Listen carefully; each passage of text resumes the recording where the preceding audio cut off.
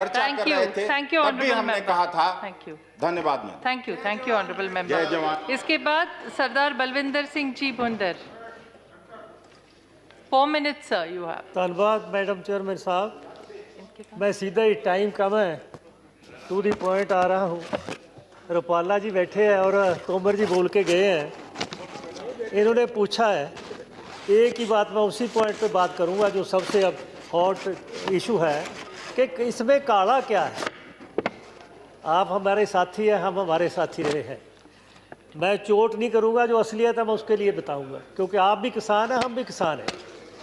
इसमें काला ये है, इसीलिए 72 दिनों से यहाँ बॉर्डर पे किसान बैठा है। सारे देश का हिंदुस्तान 4 मिनट सड़कों पे आ गया है और 190 शहीद हो गए हैं। उनके लिए पहले तो हम सिर झुकाकर श्रद्धा भेंट करते हैं, जिसकी इतनी कुर्बानी है।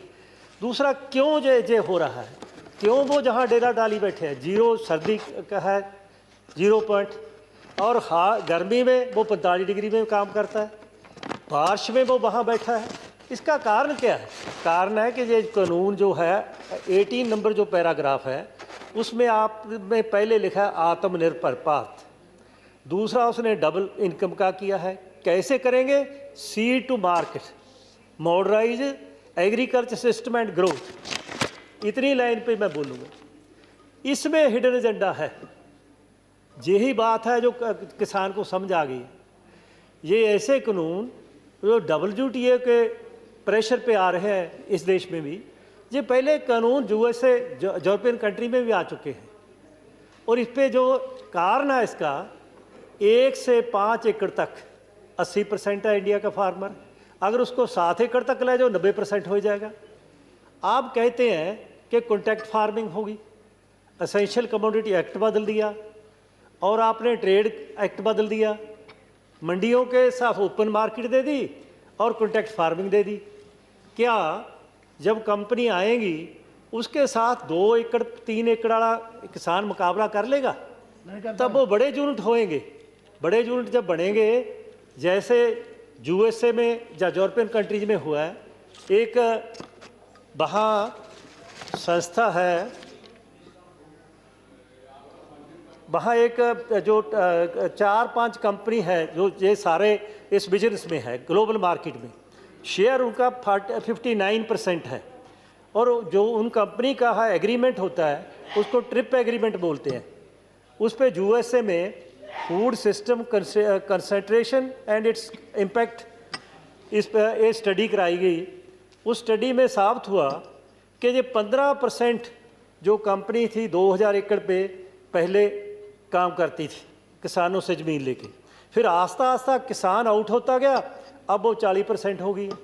यही बात हिंदुस्तान में होगी कि 1-2 साल बाद ओपन मार्केट में मुकाबला नहीं होएगा, गवर्नमेंट चली जाएगी वापस, क्योंकि जब मार्केट में कोई आएगा ही नहीं, 20-30 ज़्यादा दे देगा, मार्केट फेल हो जाएगी, वो मोनोपोली हो जाएगी। जब उसकी मोनोपोली हो जाएगी 2 साल बाद, सीड से मार्केट, सीड भी उसका, पेस्टिसाइड भी उसकी, फर्टिलाइजर भी उसकी और प्रोसेसिंग भी उसकी।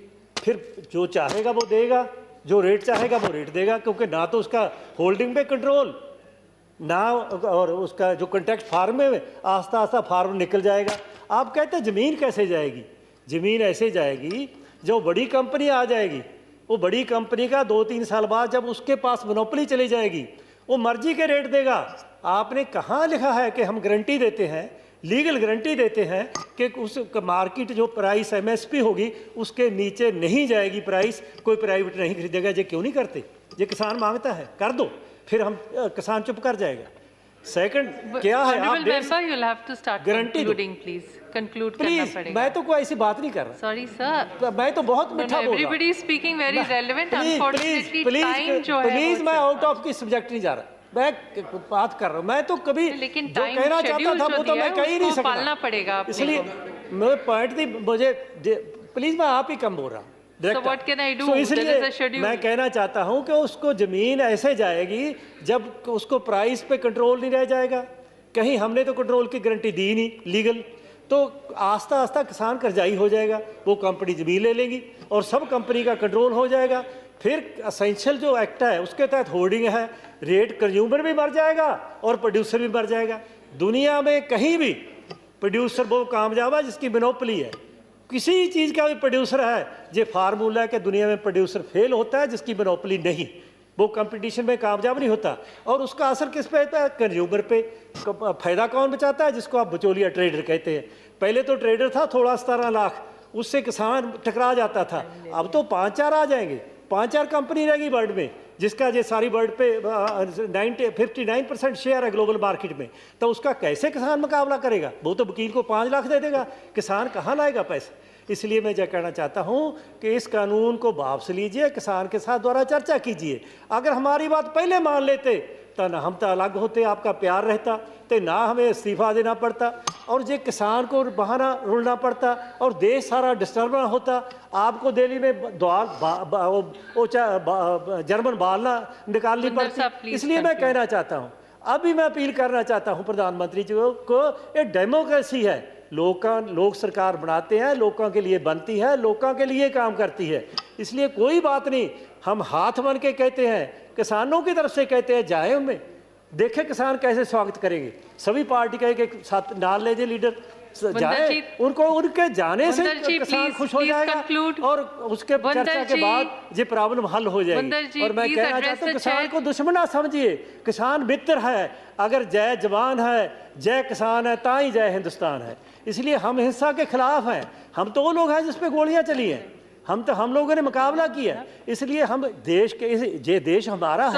पाकिस्तान से 10 लाख लोग हमारे मारे गए और देश आजादी का जश्न मना रहा था। हम उधर के आ रहे थे। हमारे माता पिता जो बुजुर्ग थे, उन्होंने आजादी के लिए जलियांवाला बाग, सरदार भगत सिंह, सरदार करताब सिंह सराभा, ये शीशगंज देखिए कि मुगलों के साथ हमारे गुरु कैसे उन्होंने शीश कटाया इस देश की इज्जत के लिए, जुल्म को मिटाने के।